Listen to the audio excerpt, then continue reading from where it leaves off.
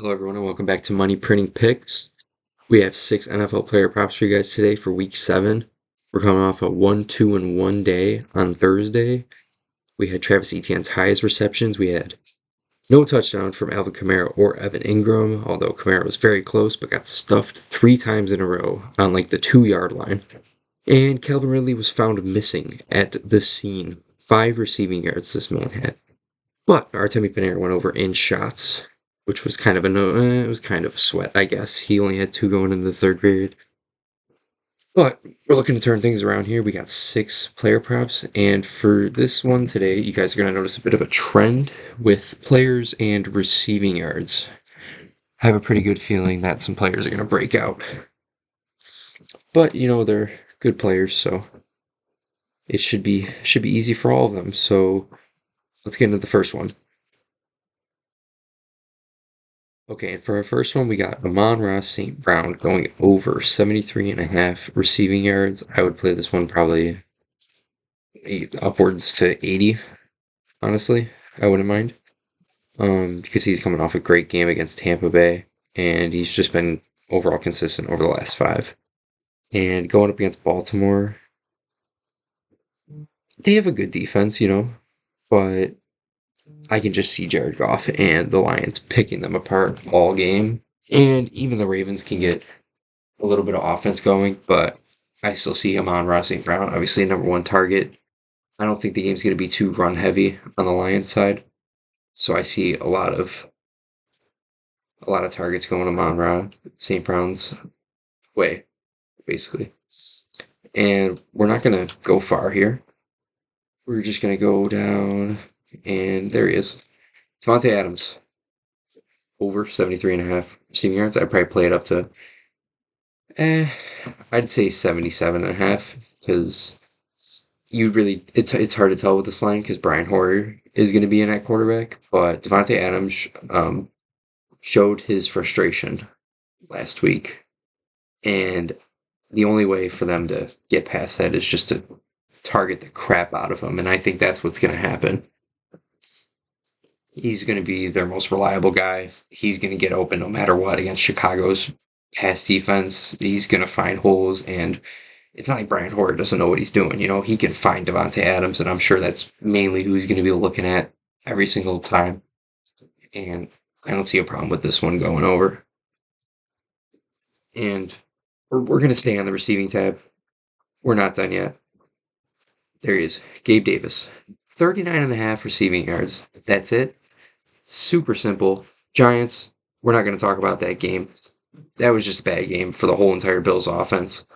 But leading up into that, he's having great games against great defenses. And his last game against the Patriots, he was targeted 10 times, only came down with 3 catches, but had 39 yards in those 3 catches. So even if he has 4 catches, I think he's going to easily get over 10 yards of reception. So 4 catches. I mean, he can even break loose for one. I mean, he's Gabe Davis. That's like his thing. So this is an important game for the Bills to try to get in front of the division. And it's against Patriots. I mean, Patriots defense. I mean, it shows its bright spots, but nothing crazy, nothing that the Bills should not be able to pick apart. Their primary focus would be on Diggs, and I just seeing them taking advantage of that and just hitting Davis on quick little drag routes or whatever, even hitting him for a deep one. That's what I see happening. And we're not done with receiving yards. This will be the last one, though. I just felt really good about all of these. We're going to Cooper Kupp. I mean, come on. I wrote this down in my notes. Why is Cooper Kupp going to go over 92.5 receiving yards? Because he's Cooper Kupp. I mean, come on. Last 2 games since he's been back, he's gone well over this. That's why the line is starting to go up. It was at, like 70 just a week ago? And it's just, I think it's going to just keep going up. Regardless if he hits this or not, I can see this total being at 98 by next week. And I would probably play this up to 100. Going up against Pittsburgh defense. I don't see him having a problem. He's going to get his targets no matter what. I mean, that's just what they do down. That's just going to straight up hit Cooper Kupp so many times. I don't I see this being a no sweat. This is probably my favorite one out of all of them, to be honest. This one and the Gabe Davis one. But moving away from receiving yards, so moving on to passing yards, we have it's not a super important game for the division. It's not going to change the standings, but it is an important game for the Chiefs to show more dominance. So I think that Patrick Mahomes is going to go over 279 passing yards. I just think that this is going to be a shootout between both teams. Just both teams regaining possession super fast and just scoring a lot of points, not punting, kicking field goals. Just the ball's going to keep moving back and forth, and both teams are going to keep going downfield. Mahomes in his last game had 329 passing yards. So, and that wasn't long ago at all. So I don't see not much changed on the Chargers defense, except I guess Khalil Mack. But I don't see that really playing that big of a factor. Mahomes knows what he's doing, and 280 passing yards seems like some light work for him. He's gotten over that in his last two. The Jets, that was a weird game there. But Jacksonville, Chicago came close. I just don't see this being a problem at all. And finally, we got an interesting one. I don't know how you guys are going to feel about it, but I got Justin Tucker going over 1.5 field goals made. You'll notice throughout these videos that I like taking overs for most of my bets. Although sometimes people like to take the unders better because there's a lot more that can cause a bet to go under rather than over, which is true. But I'm trying to hopefully eliminate those factors by doing as much research as possible. Although it might not seem like I put a lot of thought into these picks and I don't have a lot of data to just say, I do research these picks and I do feel very confident about them. I'm not just throwing them out there and guessing more or less on them just because they're big name players. But the reason why I took Justin Tucker in this one is I'm not just saying this because he had 6 the last game and 2 that, and he's over it. And the last 2, just Baltimore struggled to finish on the opponent's side of the field, just getting touchdowns. So, and Justin Tucker's always going to be reliable. He's not going to miss a field goal outside of 60 yards. Honestly, I have that much faith in him. But 2 field goals, I can see this happening in the first half. Just getting downfield on Detroit's defense.